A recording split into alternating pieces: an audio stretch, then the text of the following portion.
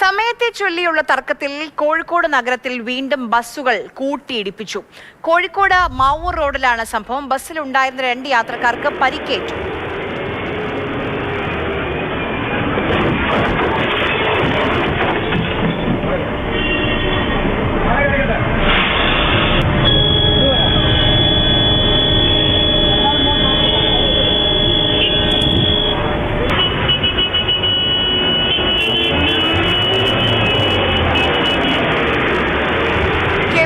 വിവരങ്ങളുമായി നമുക്കൊപ്പം ചേരുന്നുണ്ട്. രാഹുൽ, ഏറ്റവും തിരക്കേറിയ ഒരു ഇടമാണ് ഇപ്പോൾ ഈ അപകടം ഉണ്ടായിരിക്കുന്നത്. മനഃപൂർവ്വം ചെയ്തതാണ് എന്നുള്ള ആ ദൃശ്യങ്ങൾ കാണുമ്പോൾ അറിയാനും കഴിയും. അപ്പൊ ഇതിനെന്താണ് ഒരു പരിഹാരം?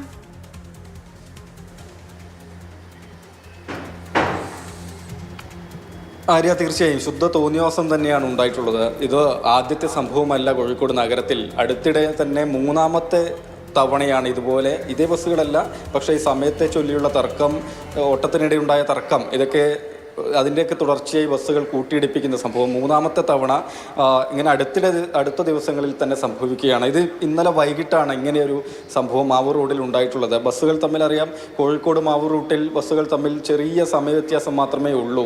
ഇപ്പോൾ മത്സര ഓട്ടം നടക്കാറുണ്ട്, പ്രത്യേകിച്ച് മെഡിക്കൽ കോളേജ് കഴിഞ്ഞാൽ അതിനപ്പുറത്തേക്കുള്ള ഓട്ടം എന്നത് അമിത വേഗതയിലാണെന്ന പരാതികൾ എപ്പോഴും നാട്ടുകാർ ഉന്നയിക്കുന്നത് കൂടിയാണ്. കാരണം സമയ ഗ്യാപ്പ് എന്നത് അത്ര കുറച്ചേ ഉള്ളൂ എന്നാണ് ബസ് ജീവനക്കാർ എപ്പോഴും അതിനെ ന്യായീകരിച്ചു കൊണ്ടേയിരുന്നത്. ഇപ്പോൾ ഏതായാലും ഈ ബസ്സുകൾ ഇങ്ങനെ കൂട്ടിയിടിപ്പിച്ചതുകൊണ്ട് ഒരു ബസ്സിലുണ്ടായിരുന്ന 2 യാത്രക്കാർക്ക് നിസ്സാരമായ മാത്രമേ പരിക്കുള്ളൂ എന്നത് വളരെ ആശ്വാസമുള്ള കാര്യം തന്നെയാണ്.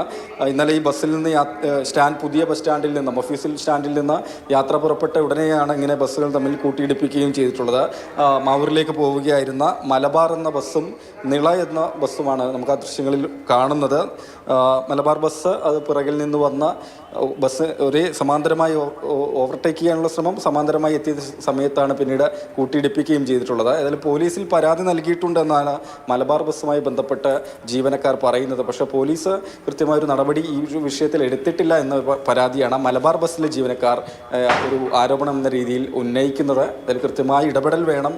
കാരണം ഇങ്ങനെ ഈ ബസ്സുകൾ തമ്മിൽ കൃത്യമായി രാഹുൽ പറഞ്ഞതിൽ ഒരു സംശയമില്ല, കൃത്യമായ ഇടപെടൽ വേണ്ട വിഷയമാണ്. ഇതിപ്പോൾ ആദ്യത്തെ തവണയല്ല, ഇതിപ്പോൾ 3ാം തവണയാണ് ഉണ്ടാകുന്നത്. ആ ബസ്സിലുള്ള യാത്രക്കാരുണ്ടല്ലോ, വീട്ടിലേക്കും ജോലിക്കും ഒക്കെ പോകാൻ, സ്കൂളുകളിലേക്കൊക്കെ പോകുന്ന വിദ്യാർത്ഥികളും ആളുകളും ഒക്കെ കയറുന്ന ബസ്സാണ് തമ്മിൽ ഈ കൂട്ടിയിടിച്ച് അപകടം ഉണ്ടാക്കുന്നത്.